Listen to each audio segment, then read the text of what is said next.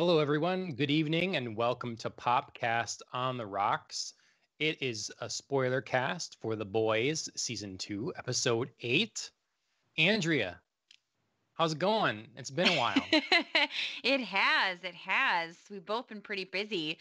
I'm doing pretty good. Still trying to warm up from my very, very freezing cold softball games that I just played. Yeah. If you ever get the chance to play softball mid-October, don't do it because it's cold. Yeah. But yeah, I'm here. I'm hanging in there and I'm slowly regaining feeling in my fingers and toes. So can't Nice. complain. How are you doing, John? Good. Yeah, warmer than that. I'm outside sporadically now and stuff, so not too bad.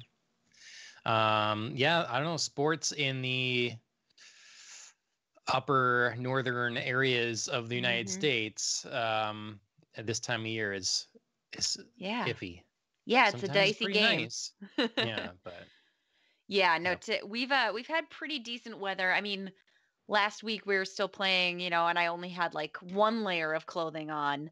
And this week I had, I think, upwards of 4 at various times, during the game, depending on how warm I was. So can change really quickly, but Yep. it's the last Yep, week, for so sure. I survived. I made it another year, and I'm sure by the time softball rolls around next year, I'll totally forget how cold it was. So Yep. There you go. All right. Well, a little housekeeping up top. Just we've been, we've been gone. Shortly, we'll be getting back to more regular schedules. But for now, bear with us. We didn't forget the last episode of The Boys. How could we? It did happen. I know we did see it. It's been a little. It feels like it's been a little bit now. But yeah, we got that. And otherwise, you'll be able to see this in our regular podcast feed for now. And after October, expect our regular 2 episodes a week. Are you drinking anything fun today? I see you got a couple holidays. I know. Holidays. Yeah. There were quite a few surrounding today. We had Global Champagne Day and National Liqueur Day back on Friday, October 16th, and tomorrow is International Gin and Tonic Day. Unfortunately, I am not drinking any of these things. I came straight from the softball field, so I've only got my trusty water with me. But all of these days are like days that I would normally love, so I'm kind of bummed I didn't have the time to grab something. I would have done the gin and tonic. That was sounding good, but I don't have any tonic water. So. Oh no, you couldn't come up with like one of your crazy substitutions? Yeah, for tonic water. Tap water with I don't know what I'd do to it. Yeah. You don't have like an air hose or something? You just go like shoot at it, pretend. Yeah. Yep. I got a can of air down here. Yeah, for sure. Yeah. I think my favorite substitution you ever shared had to be the green bean, the pickled green bean juice that you were talking about when you made your martini. That was my favorite. Yeah. Hey, one pickled vegetable is as good as the next, right? Why not? That's right. That's right. You get the same spirit of the thing. So. Yep. Alan approves. Canned air, that is. Oh, yes. I thought you meant the pickle. Okay. All right. But no, I grabbed a beer quick. Okay. It's a seasonal, shocker, super kind of millennial pumpkin spice beer, but it's an intense one. I didn't know what it was other than pumpkin something when I grabbed it, but it's an imperial stout. Sure. So it's who's it from? So it's Krebs Brewing. Krebs. Okay. They're Prairie Artisan Ale, and I had never heard of them.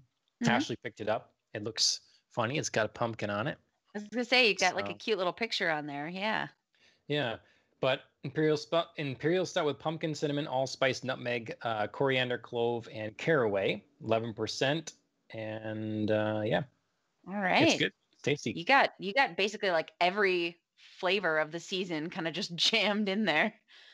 Well, yes. A little holiday party in your mouth there. It is. It's really intense, and it's called a basic Becky. And we were thinking a basic Becky would be shocked by this. It's like, oh, you know, a PSL or whatever, cut Right, in right. beer. That's great, and then drink it. PSB, Like, whoa, yeah, pumpkin spice beer, PSB. yeah. Let's make it a thing, John.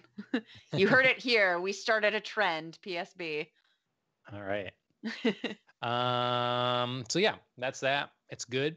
Um, before we get to the boys, the season finale of season 2, we got a few news stories to punch through. I saw you have a Furiosa story, huh? Yes, yes. So they're doing a spin-off, a movie solely focused on Furiosa, and they just announced some of their casting, among which news broke that Anya Taylor-Joy is going to be Furiosa. And I'm sort of like on the waiver about this casting decision. Okay. Kind of depends on what the storyline is. I mean, anybody can say like we're doing a background story and we're doing an origin Yeah. story, but I don't know. Anya Taylor-Joy to me, previously she's been in Emma, the one that was just released, kind of straight to streaming. She's been in the New Mutants, and then Glass, and then also featured in the Dark Crystal TV series. And I've caught her in some capacity in almost all of those. I have not seen New Mutants, but I've seen Glass, Emma, and Dark Crystal. And I don't know. I'm a little bit used to seeing her a bit softer.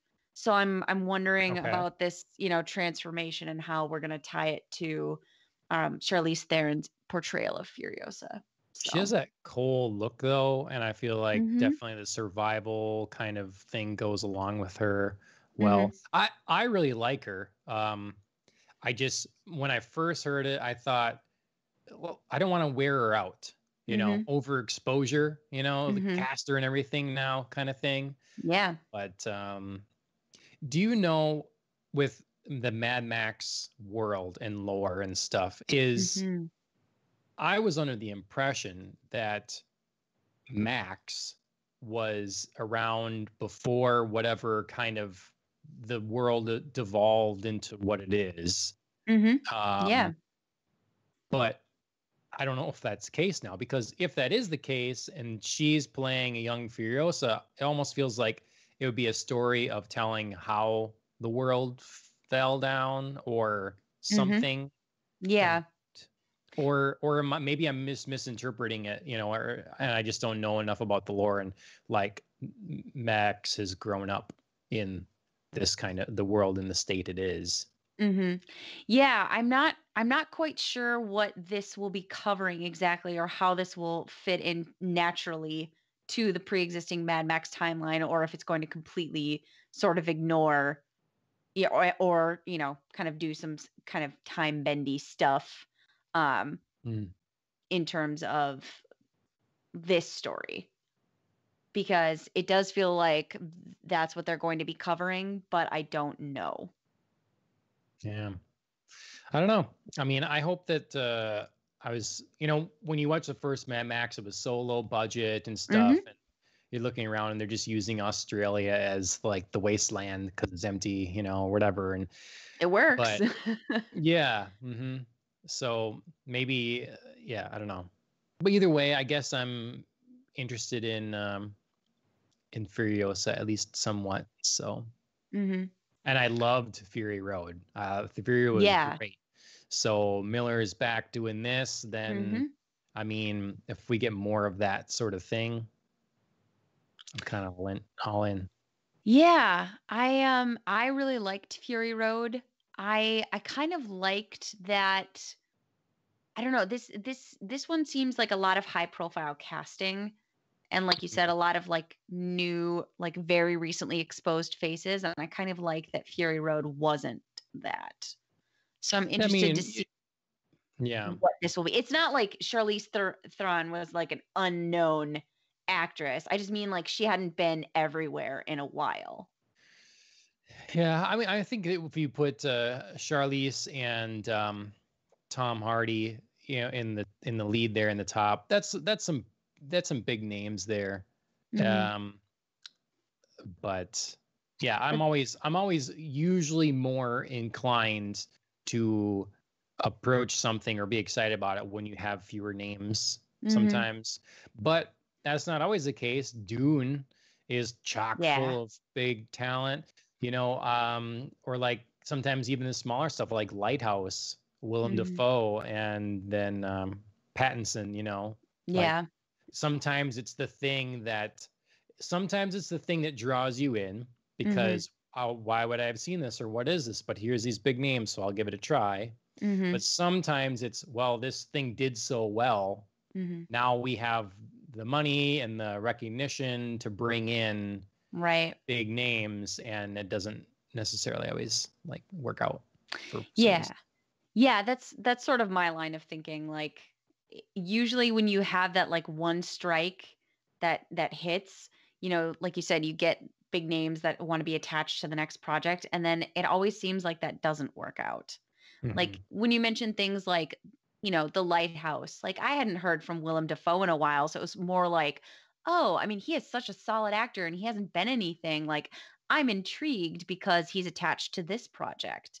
It wasn't that, Willem Dafoe had been in 6 movies prior. Now he was coming to this as well. Because I sort of feel like actors get overstretched when they're in everything. And you're bound to have like 1 or 2 that just end up being total duds. Which, I mean, Anya Taylor-Joy already could have had her dud happen with New Mutants. I mean, how dare you? Let's be real. I don't like know that box office wise, that was a dud. Yeah.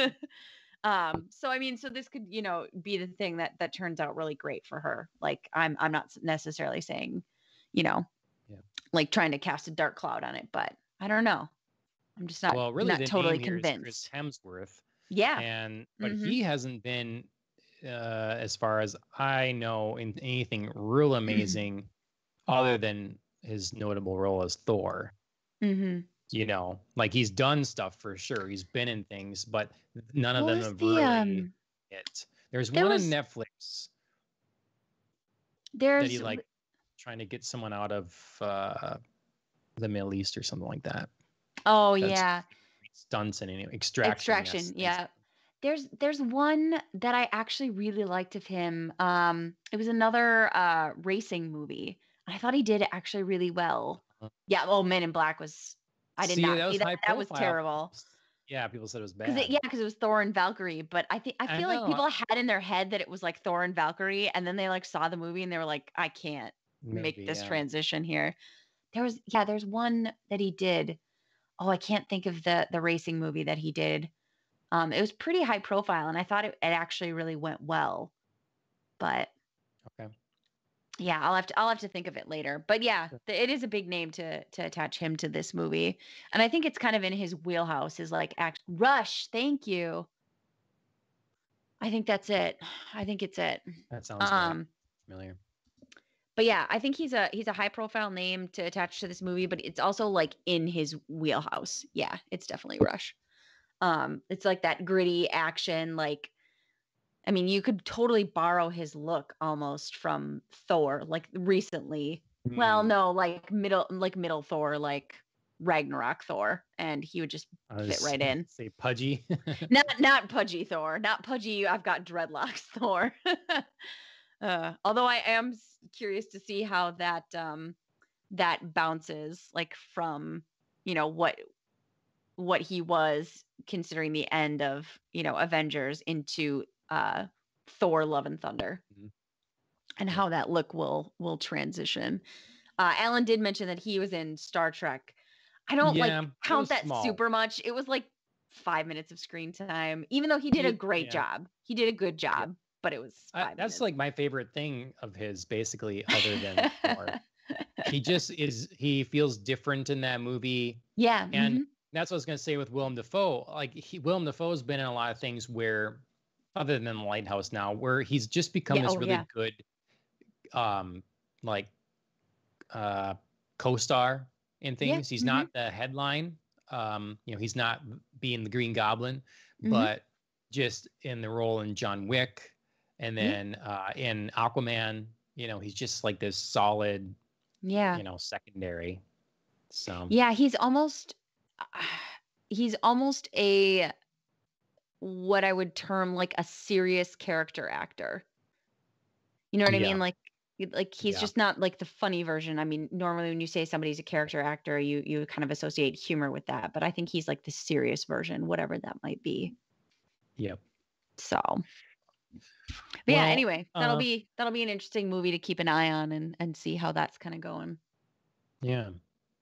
Well, from one future fantasy kind of movie genre type of thing to the past, fantasy Yes. more traditional, Lord of the Rings and the Hobbit trilogies are going to be available on 4K UHD finally. It's Yeah. crazy. It hasn't been the case yet. Mm-hmm. I was just looking, I was wondering if, because Apple generally, if you buy a movie from them, Mm-hmm. if a 4K version of it gets released, they just upgrade your version for free.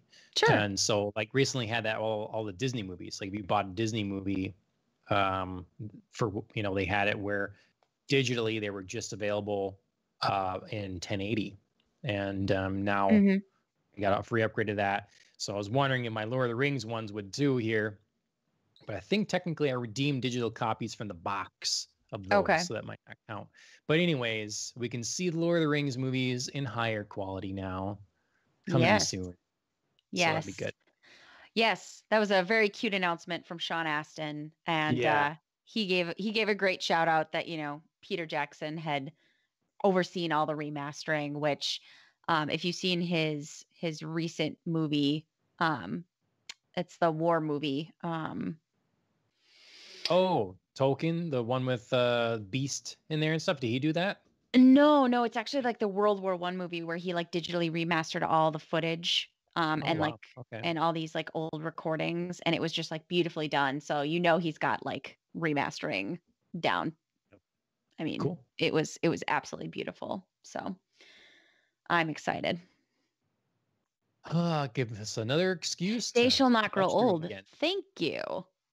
I knew it began with they, and then all of a sudden, my brain could only come up with their eyes were watching God, which is not anything close to what that movie is about. So thank you, Alan.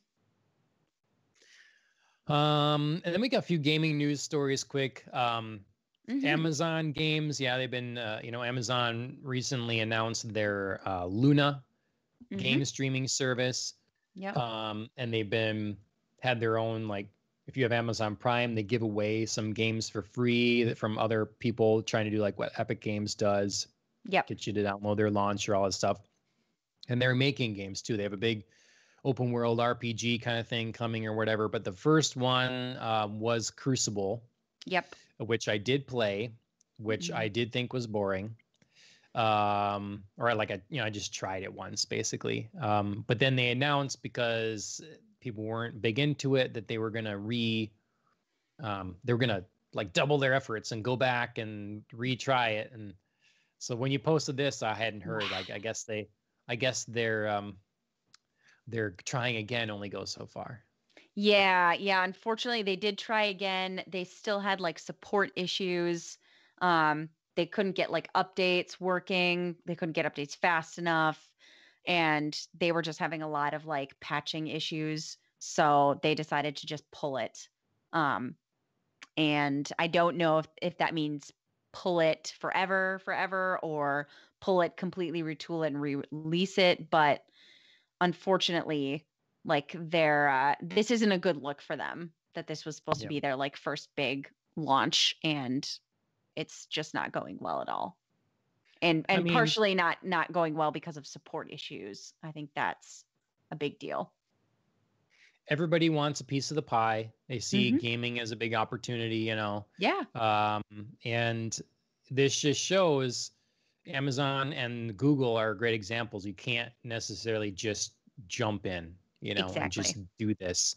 And I have no doubt that Amazon and Google will take it seriously, and they will get to a point where they will have viable platforms. But it's going to take some time. Yep. It's going to take some time. So if there was a magic like formula and key to making great games and stuff, everybody would do it, but there's not, Exactly. so it doesn't work out that way. So, Exactly. and then in other games, I hope are great. Cyberpunk 2077, they had another Night Mhm. City Wire.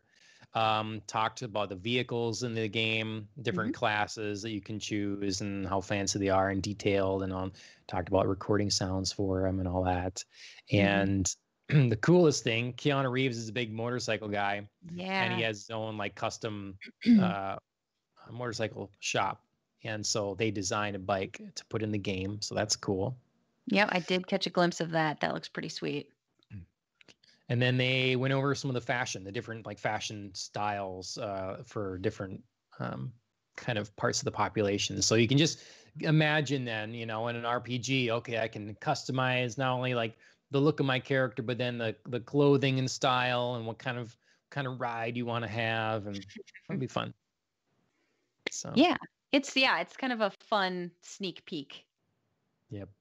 I've liked these events so far because they haven't been spoilery. They really have been Mhm. kind of behind the scenes, Yeah. different elements of the game, without like keep on showing us more gameplay or something that I feel Mhm. like I don't need to see. It's been like if they did another one, show me all the cool like brands and soda and different things or something in the game. Like that's cool. So Yeah.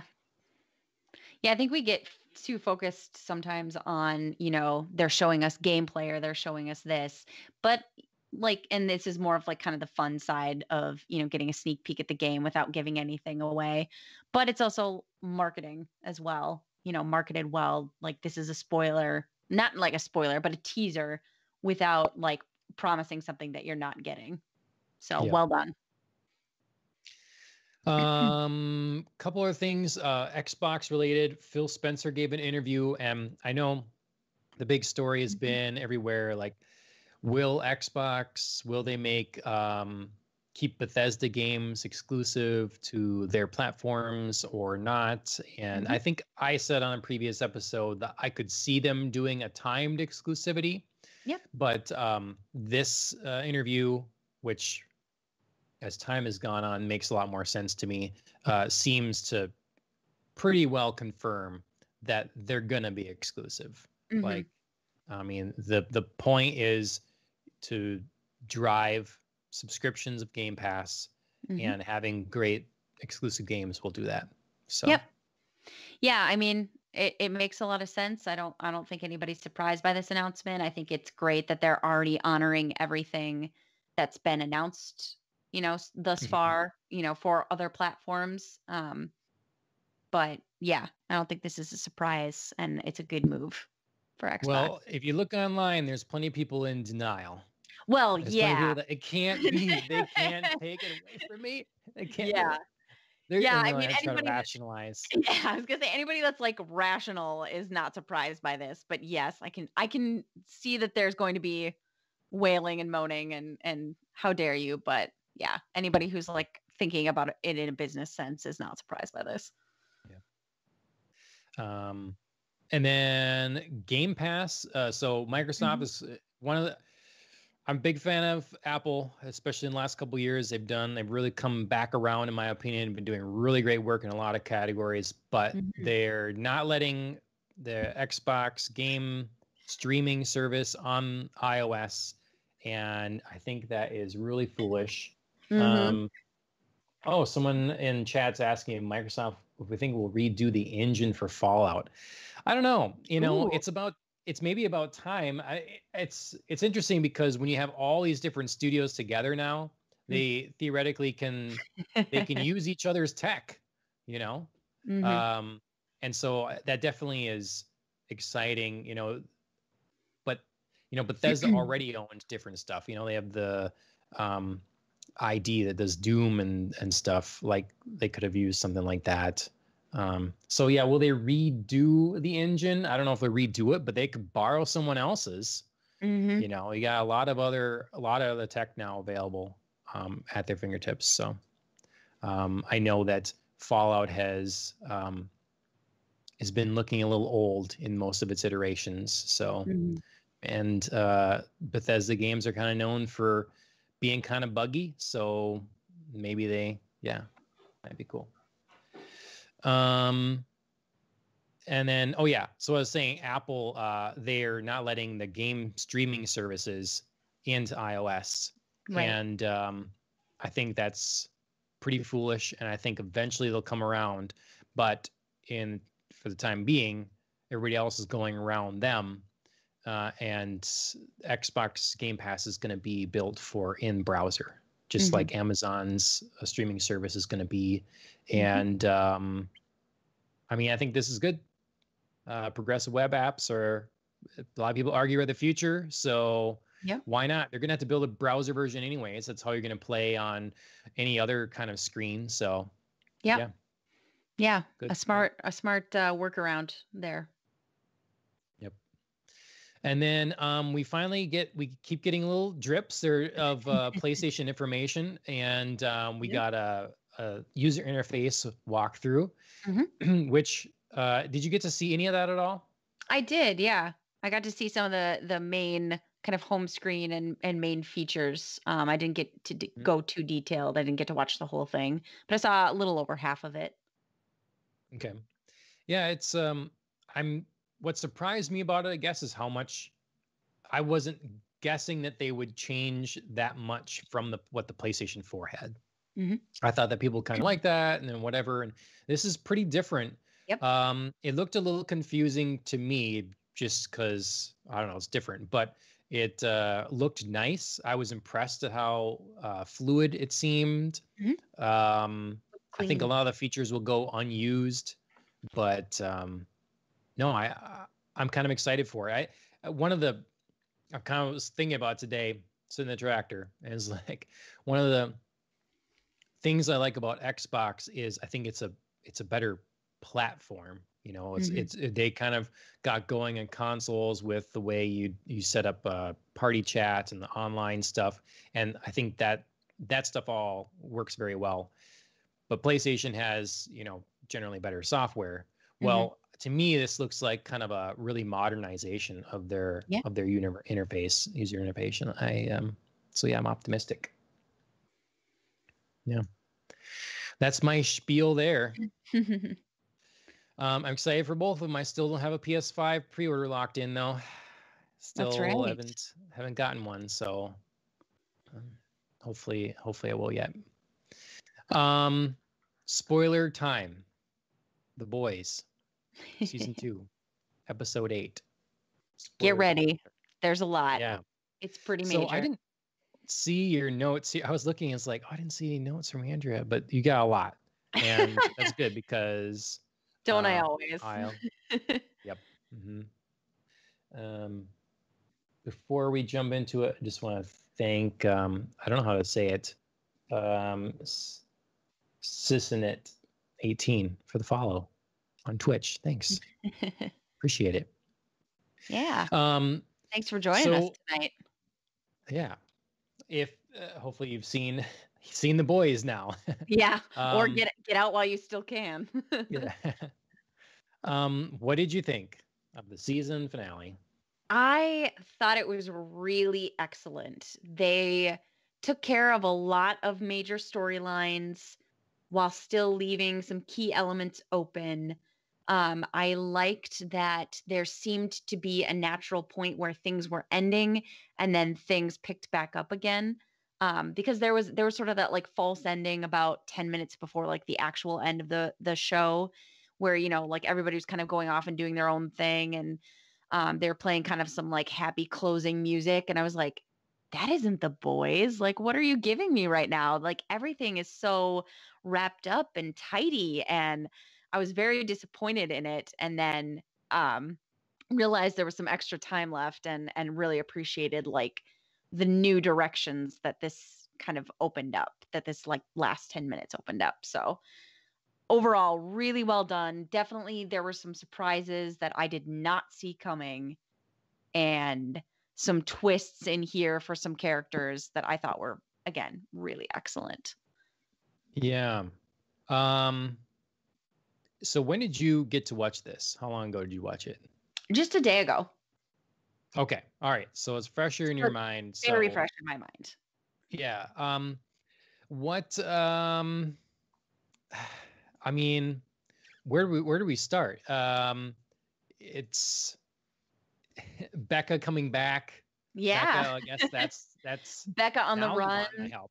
Yeah. Yeah. Becca on the run after, Homelander and Stormfront decided that they were going to be her son's like new family. That was obviously a major part of this episode, was them trying to like form this like creepy perfect family, and it just like Yeah. failing and falling apart. And Mm. there was such great like emotional push and pull because you know they get Ryan to Vought Tower. He's obviously like, having a hard time adjusting, even though like the excitement was there at first. Like, I'm free. I'm out in the world. I now know all of this exists. I'm rebelling against my mom.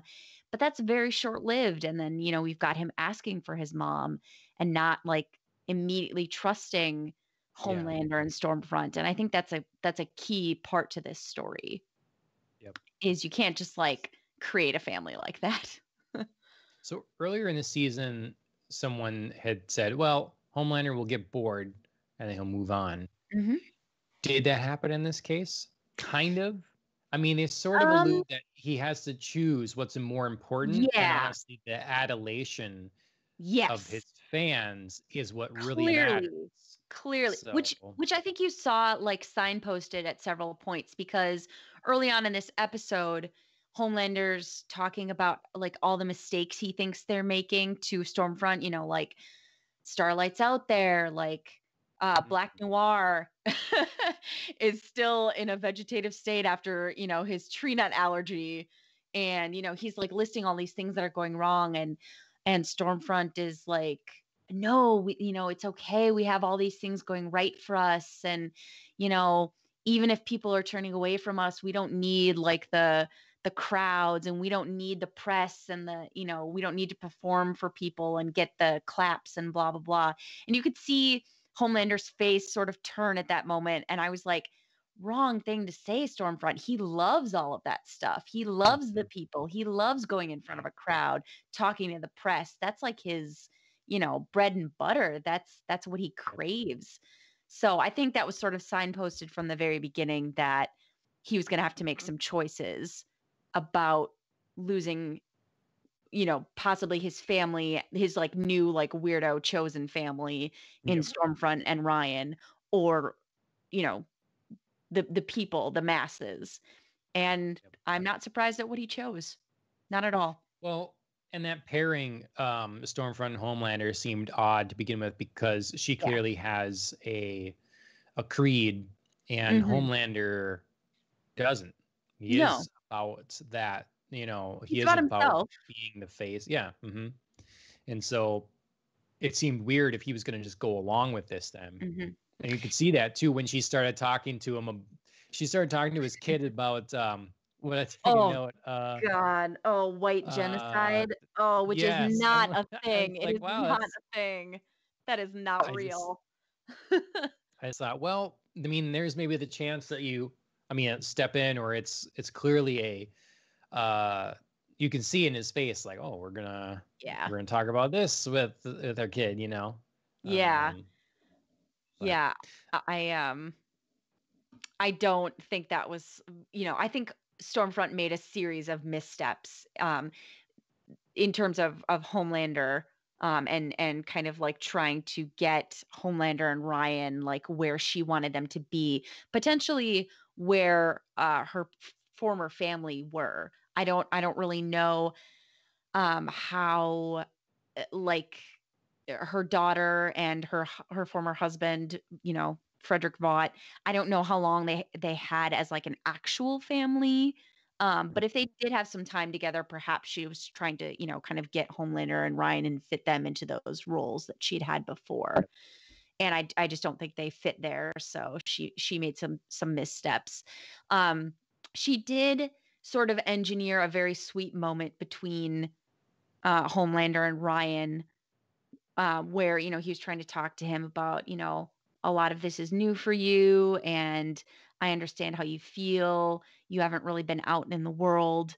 No, I wasn't out in the world either, and it was very overwhelming for me. And I can show you Yeah. and guide Right. you. And I thought like, oh, like this is very weird that I'm sort of like enjoying this moment between them.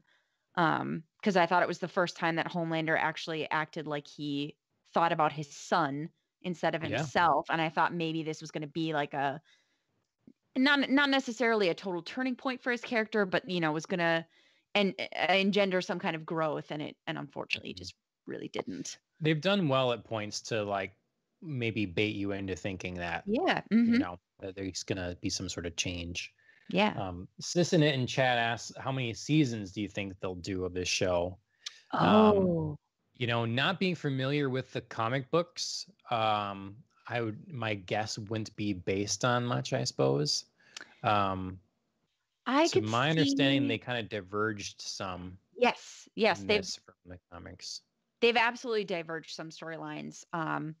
I know that they're guaranteed a season 3 right now. I would say they're maybe on a track to do somewhere around 5, maybe 6. Okay. And they're not long, so they're that's not good. long. I don't think they want to like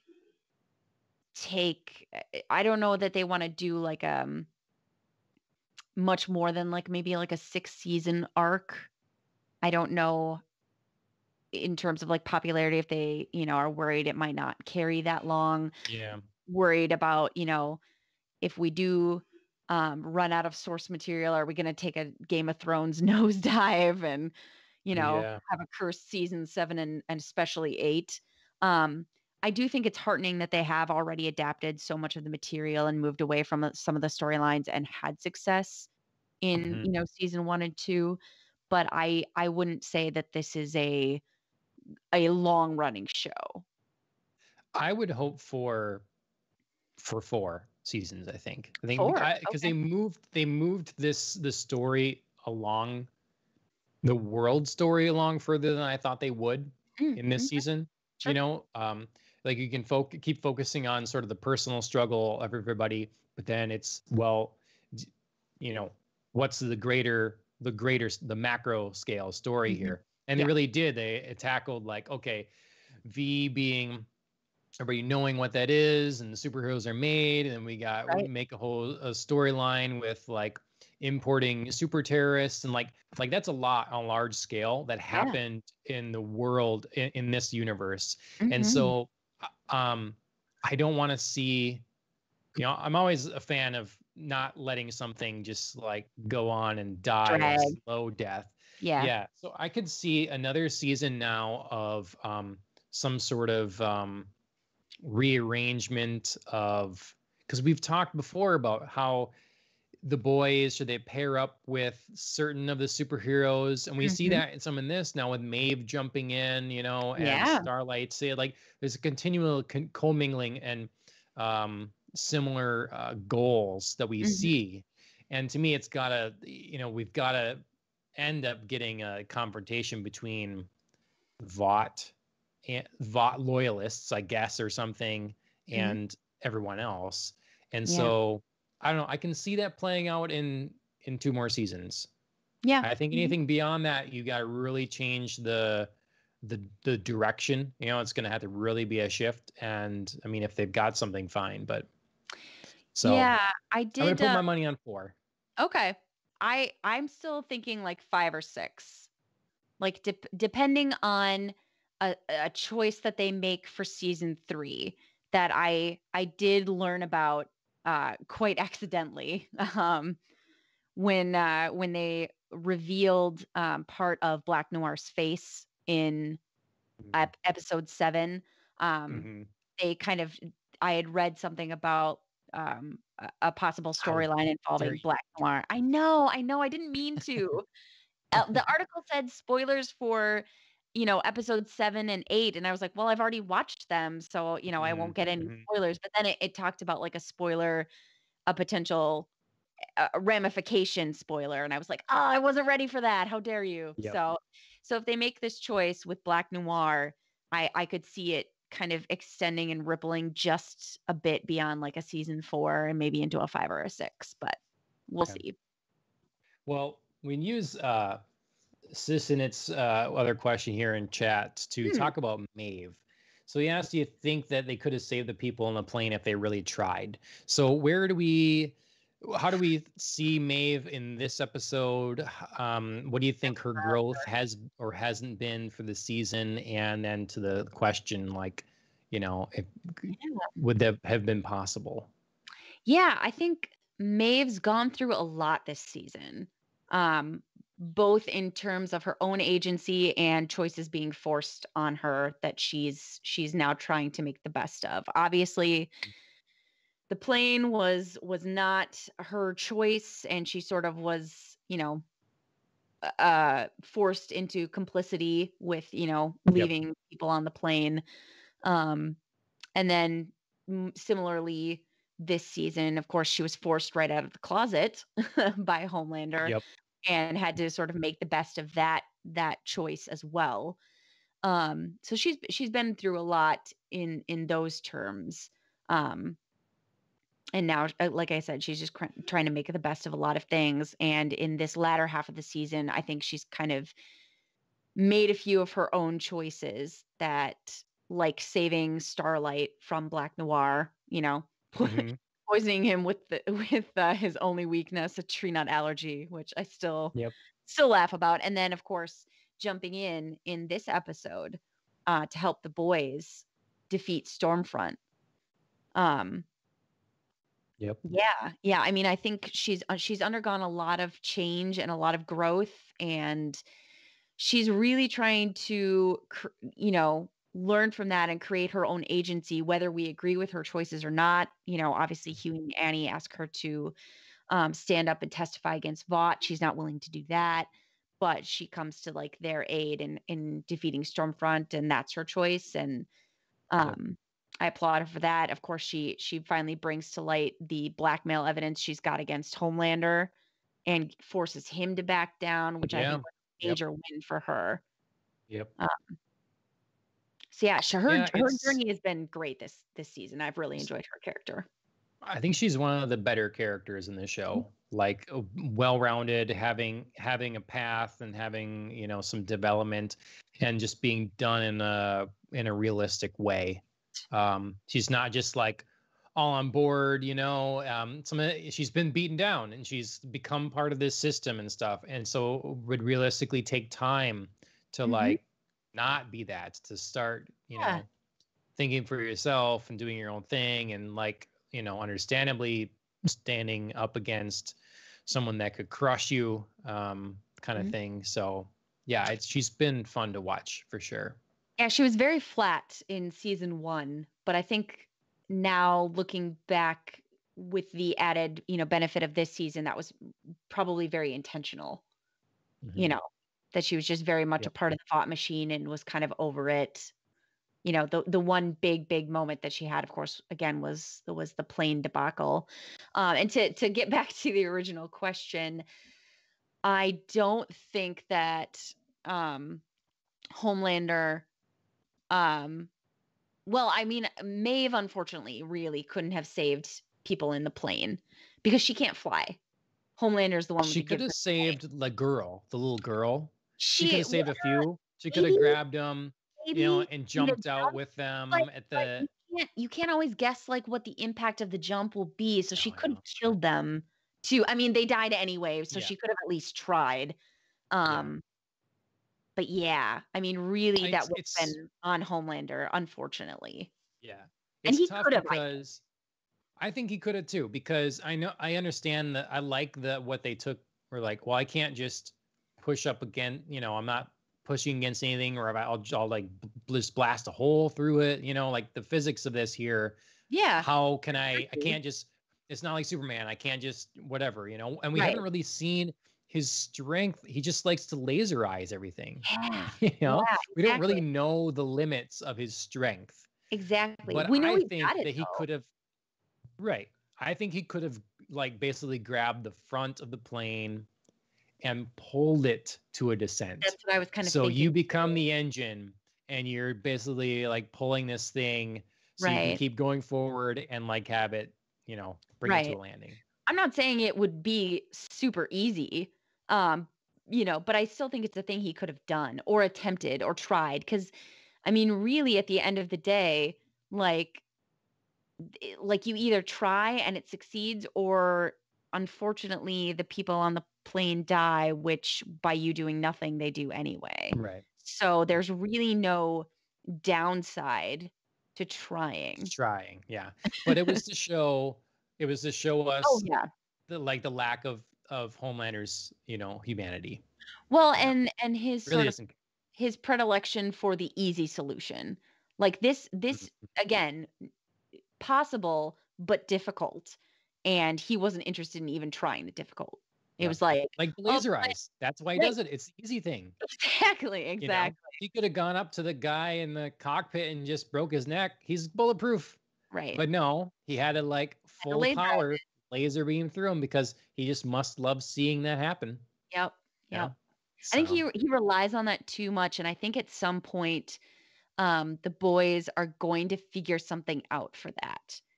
Or yeah. somebody is going to figure something out for that, because a Mhm. mirror, Alan. That'd actually be really good. I wonder how effective Homelander's powers are against himself. That'd be It's the interesting. mirror shield from Zelda. Someone just make Yeah, I think at some point somebody's got to like take away the laser eyes so that Homelander is tested somehow, and that freaks him out. yeah. I want to see fan art of like Homelander on one side and Cyclops on the other, and their Oh, laser just beams, eyes like locking. yeah, who's It's got like it? right there. Well, my brother-in-law Luke, he in chat, he says, or that they should land the plane how they do in the B movie. But I have not seen the B movie. Do you know No, what I that don't, is like? unfortunately. You'd have to describe it to me. Uh, so, because I haven't seen that movie. Um, but yeah. um, what else? So that's Maeve. Mm-hmm. Um, we talked about Stormfront some, but what do we ultimately, now that Stormfront, we saw what happens to Stormfront, what do we think of that character and like her arc or development or lack thereof or whatever? Yeah. So of course, the big thing that happens, I mean, the first big thing that happens with Stormfront in this episode, um, really is the fact that A-Train gets a hold of the recorded fact that she is a Nazi, with Yes. plenty of proof to back it up Oh, yes, from the church, from right? the church. Yeah, Which, Church yeah, of the I mean, I Collective. think we should definitely talk about them and what their next Mhm. move is going to be. But yeah, so A-Train overhears the meeting between Mr. Edgar and the head of the church, saying that, unfortunately he won't be joining the seven because there's only room for one guy, and so his revenge is to get Stormfront kicked out. And so he comes in and like gathers all these secret files that the church has on her and drops them literally into, Huey and Annie's lap. And um they release, Unexpected. very unexpected. I did not see that coming. I did not also figure out how he was able to get inside the car. Great job. He just like appeared out of nowhere. There was no like sunroof or moonroof that he could just like drop into He's somehow. like a Dilophosaurus, you know, in Jurassic Park. He just like can He's get in just the other side of the there. vehicle, Yeah. Yeah, he just somehow. pops up. Yeah. Mhm. Um so he obviously helps them out, and they release all of that out into the world, and that ends up being her death blow, because there's a lot of things people can tolerate, but when it's sort of like masked, but the second you bring up Nazi, I mean, you're done for. You're Yeah. done. Um so she's justifiably enraged at the fact that like now nobody will be listening to her. Social media starts, turning on her. Before she was Yep. wielding the power of social media, and now it's turning on her, like a true double-edged sword. And then goes to confront the boys about what they've done, and ends up getting the shit kicked out of her by Maeve, Kimiko, and Starlight, which was like a great scene, kind of echoing the girls get it done, that we had earlier in the season. That was like such a focus. And it really was. I mean, the guys were just kind of like standing there like, they got this. Like, I'm not really contributing anything. And then of course the climax right after this, like girl on girl, like brutalized beating that she took, was that she tried to go get Ryan again for some reason. I'm not really sure what she thought she was going to accomplish there. And then, yeah, well, I think I mean, there's a reason she really was infatuated actually with Homelander. She saw him as like the creation, like the perfection of her late husband's work, Yeah, I just kind of thought at the end, towards the end of the episode, she was kind of cooling on Ryan and was not pleased that he really wasn't demonstrating his powers. He wasn't the strong boy that, she kind of was hoping he would be. And the fact that like he really wasn't taking to her, fable of white genocide being an actual thing. So I sort of thought she was cooling. I mean, he was Ryan. just confused by that. But clearly she'd need to have her claws in him for a lot longer, Exactly. That's why I kind of thought like maybe she was cooling on him and would just like sort of let him be a casualty maybe, and then just like redouble her focus on Homelander. So I just thought it was interesting that she did try and go and get him, very mistakenly attacked his real mother right in front of him. Yeah, bad call. Which again, like, you haven't bonded with him enough. Yeah. He's not going to betray his real mom for you, his mom of, 5 minutes. Yep. So, yeah, and then ends up send me the clip. Her grisly end at Ryan's laser eye. Yeah. Yeah. It was very like sort of Anakin Skywalker there. Mm-hmm. It's like legs gone, just burning up. Yes. So. Yep. I was a little bummed that Kimiko didn't end up being the one to kill her, but this also felt like a big plot move, Yep. that Ryan ended up being the one that was like the thing he needed to trigger his superpower, was the fact that she was attacking his mom. I mean, is normal. That's Goku for you. Mm-hmm. I mean, that's all kinds of things. It's X-Men. The tense situation triggers the heightened emotions, all that. Right, and then of course. I was just gonna say, the side effect, of course, of that was he ended up killing his own real mother as well with the blast, unfortunately. Which is perfect trauma, to make him interesting going forward. So. Yep. Yeah. And isn't that moved several storylines along. I mean, Butcher was so hung up on Becca for a long time. It'll be interesting to see where he goes now. He's kind of adrift. Yep. Without that purpose. Well, Luke sent me the clip of the B movie and how that plane landing worked. Okay. And Homelander might be able to do that. It's pretty bad. I wouldn't recommend watching it. I like that. I like that caveat. Stormfront was really I think ultimately she was a well done character. For me anyway, she really, as the character really is intended to do, draws you in. She's something different. She's kind of a breath of fresh air from the rest of the corporate idea of Vought, changing that image and then adding the darker layer and getting into this to see like true intentions and motivations behind her and stuff. So she was full of surprises, and so worked out well. I thought she was an excellent one season arc though. Like there wasn't a part of her storyline that I thought dragged or was confusing or didn't fit. Like it was just all perfectly laid out within one season. So well, you didn't know what your villain would be, your antagonist would really be going into this season. Yes. Lots of guesses, but it wasn't her, like she came out of left field. And so, but well done.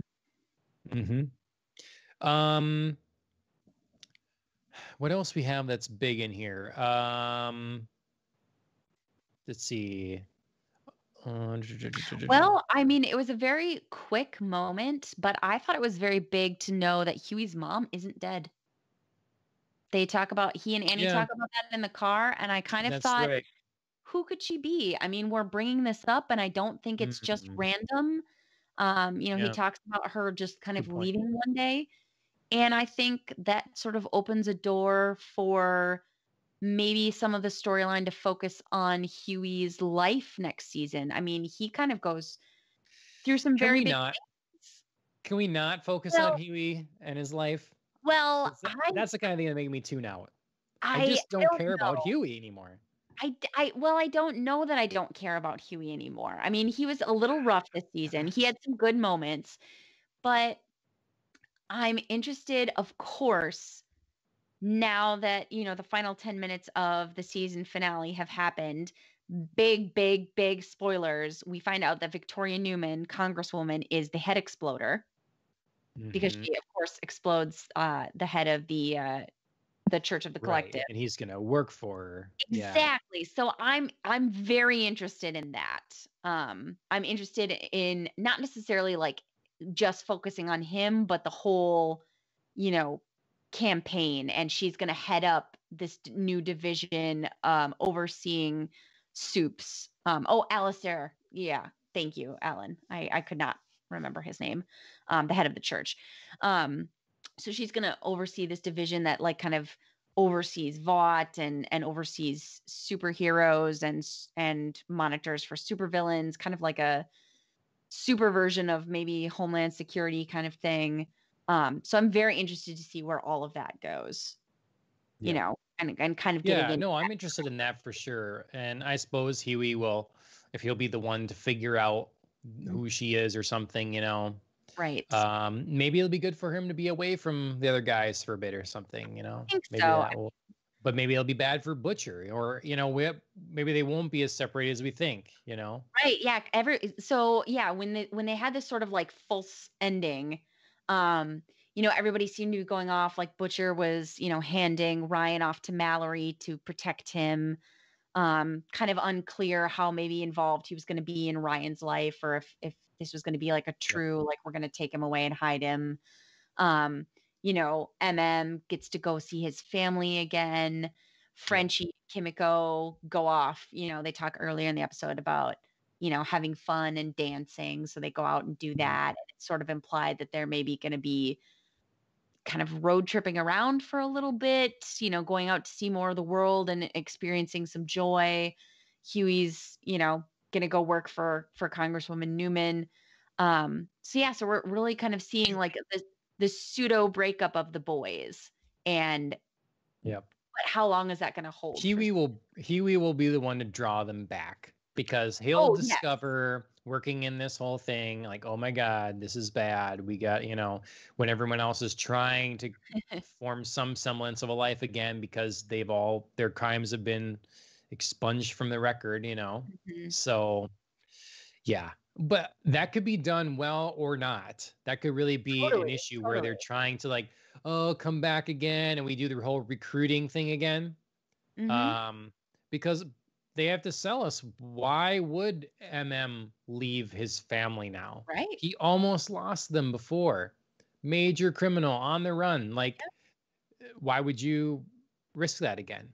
And absolutely. so um Mallory talks about us, setting up their own, like you say, task force kind of thing. That So Butcher's that going to makes be sense.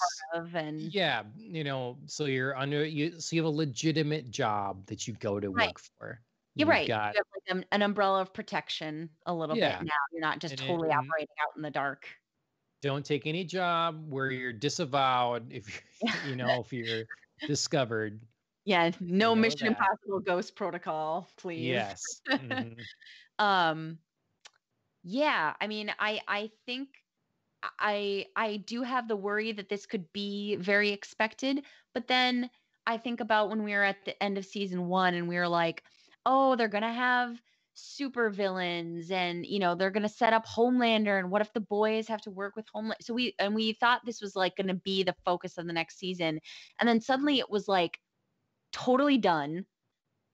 They killed Nakib right away, and we were like, Hmm. "Oh." So that's not the focus. And then it turns out, they were using super terrorists or super villains, whatever you prefer to call them, in a very different way in this season that we did not see coming. Stormfront kind of like whipping everybody up into a frenzy about, they're coming into our country. So yes, I worry, but I am hopeful based on what they did with this season and subverting my expectations that this could be a cool storyline. You know what I hope they don't do is a story about a pandemic.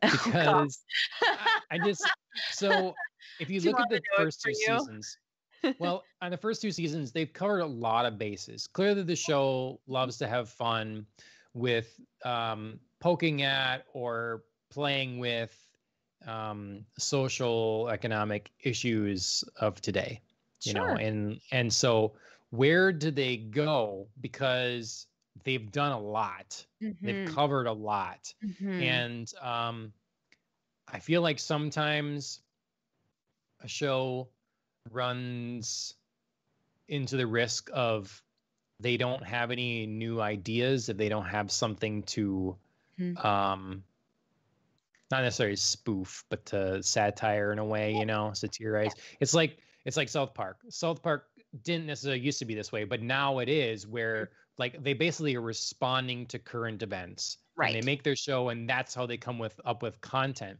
And if they're straying from the comic books a lot in this, and trying to be relevant, which I usually hate that phrase or whatever, but they're trying to be relevant here, which clearly they have been, then where do they go from here?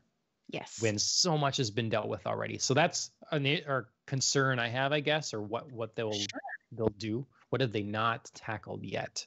Sure. Yeah. Yeah. I mean, there's a very present danger of, like you said, kind of taking something that's too fresh, too topical, and being, trying to twist it, and everybody being like, oh no, we're like living through a pandemic. I really don't want to see you tackle this issue. Or I think, we could see maybe in the third season, they return maybe more to the source material and go back to the comics and say, we don't want to be too topical. We don't want to fall into this pattern. Let's go back to the source material, maybe follow a few more of the storylines there more faithfully, and, maybe just sort of keep us in the present moment, tangentially through Huey working at this congresswoman's office.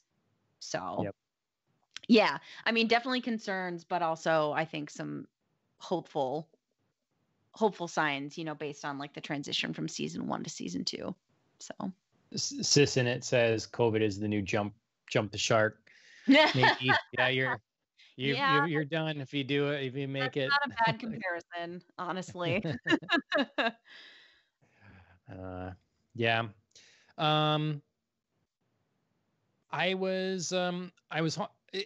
Ashley wasn't super thrilled with this episode for some reason. She couldn't quantify necessarily why.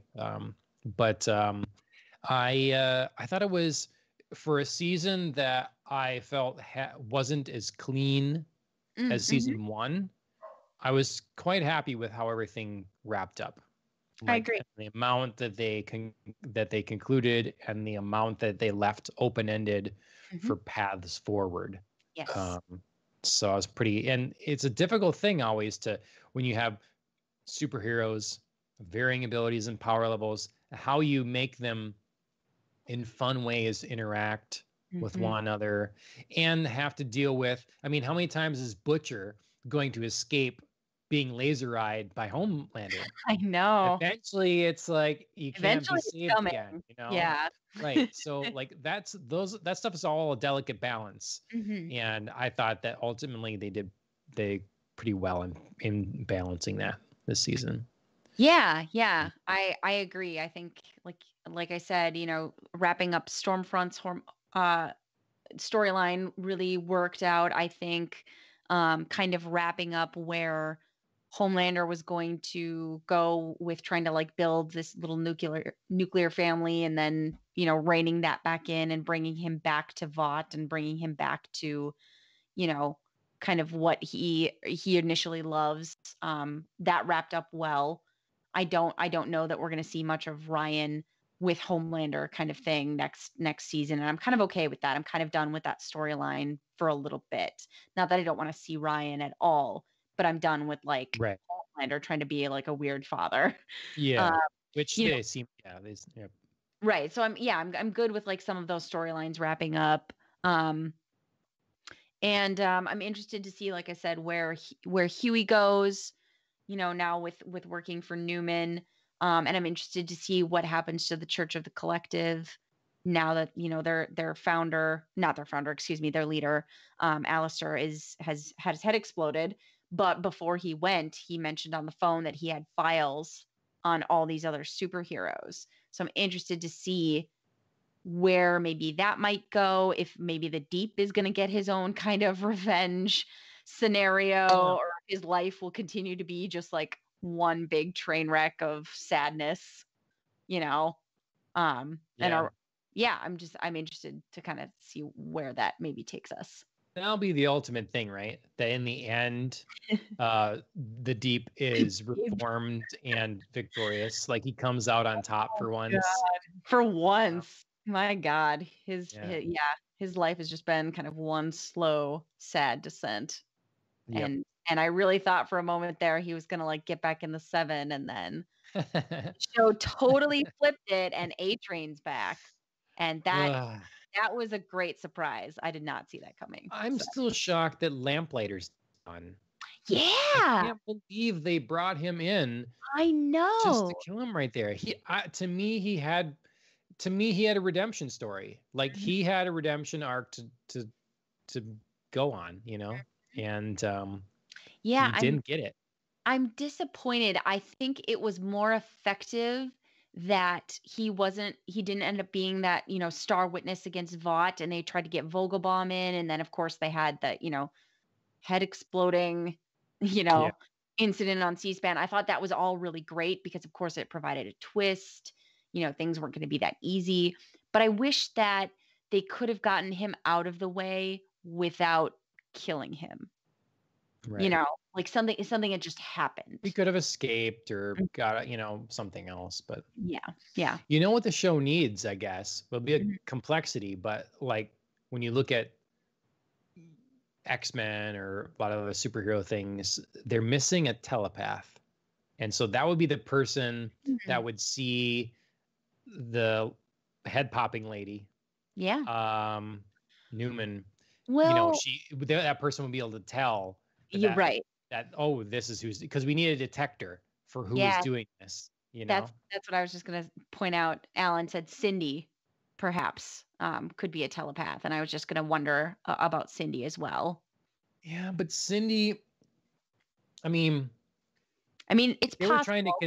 Lamplighter was trying to convince her. Remember how nice I was to you and stuff? It's like, if she could see inside their brains, I guess that'd be why she might let them live. Like she'd see they're not a threat or something. I was gonna say, I know he was trying to convince her, but what kind of drugs were they maybe on? What kind of like power suppression drugs were they on when they weren't being tested?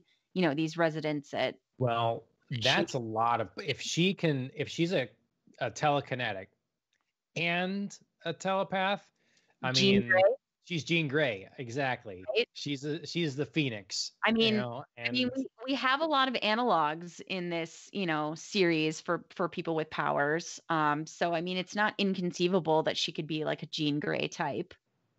Yep. So, yeah. Well, we'll see, but. God, now I'm excited about X-Men. I haven't seen New Mutants yet, and when I was down in Sioux City before, and there's a new.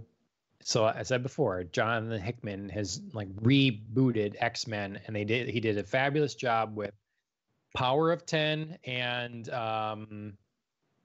this one other comic line, Power of 10 and X something or whatever. I'll think of it later, but he's still going and still kind of overseeing this and stuff. And I picked up some new comics. There's one called X of Swords, I think. It's a new event or whatever that I'm excited to read. So, yeah, that's what I'm into right now in comic book related news. Absolutely.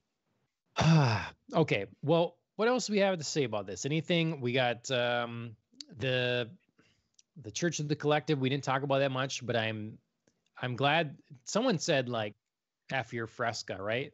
Yes, several Deep. people did. First, Mr. Edgar, and then the Deep's big parting shot was, fuck Fresca, and I was like, yes, thank you. It's so fucking weird. Yeah. So they kind of had their little moment where they had some power and leverage and got, first the Deep, and then of course then A-Train back into the 7. They thought they were working with Victoria Newman and we're going to give them the dirt on all these other superheroes. And then you got like the huge shock where she's revealed as the head exploder. So that was pretty great. But they did have crazy power. Like the Church of the Collective with Vought, they had incredible pull, it seemed like. I thought he was just kind of like blowing smoke up their ass when he's like, oh, I have a meeting with, Edgar. And really, no, they really did. Yeah. I'm kind of interested to see who will take over, if the Deep is going to try to make a play or if it's going to be that like kind of crazy therapist chick that's going to take over. So they definitely have some story left to tell, I think. Yeah, I think they do too. But the Archer now, he's labeled as a suppressive person or whatever. So he's done. Yeah. So who's going to be that person? I wondered if, the Deep, now that like Alistair quickly labeled him as toxic, I was like, oh, I wonder if he's going to go seek out his other toxic buddy, Eagle the Archer, and they're just going to like either take over or totally F up the church. Oh, what a dynamic duo they could be. Yep. Exactly. So both misunderstood and both, just trying to be relevant and just continually being beaten down. So could be like a fun sort of like loser superhero revenge. Yeah. Story. Right. So. And then we obviously got to find out, I think, next season what happens to Black Noir. I mean, right now they were talking about him, being alive but a vegetable, but I can't imagine that holding forever. So one way or another, I think we're going to have to learn about his fate as well. So, well, that's another show. Another show wrapped up for us. Yeah. I mean, we're going to have to pick another show to go through. Yeah. We obviously did Doom Patrol season 1 and have the season 2 of that. Yeah. Mandalorian season 2 is coming very soon. Andrea. Helen says Mando in all caps. Yeah, Mando. Yeah. I mean, that's a very subtle suggestion, Alan. I almost didn't catch it. Well, I mean, it's going to be on everyone's radar. It's going to be a big thing. I have like high hopes, lots of expectations, so I hope they don't let me down. It's like the one piece of Star Wars right now, other than the video games, that are doing anything for me. So, yeah. We've got, I'm still watching Raised by Wolves and am absolutely in love with it. I just can't get enough. I'm a bit behind, but yeah. Sissinit, I think I said that right again. Yeah. Yes, Sissinit says, nice meeting us in the chat. Thank you. I appreciate you very much jumping in to contribute to the show. Yeah. Very on topic. So that's great. Thanks for the follow again. Everybody should follow us here. Follow us on YouTube,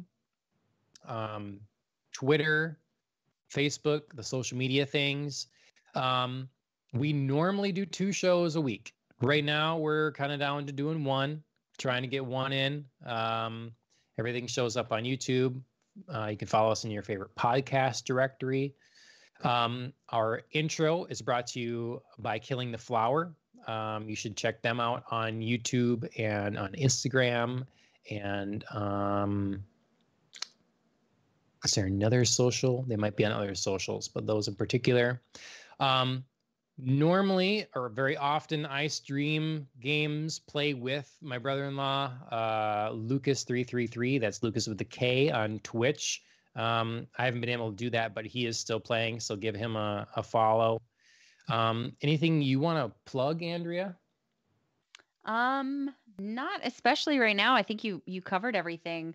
I do want to say that I will be going to watch whatever B movie footage that Lucas recommended about plane landing to see my thoughts on, whether Homelander could have accomplished the same thing. So very curious to check that out. I'll have to try and get back to us with a report on that next week, if we can take a brief tour to cover the boys again.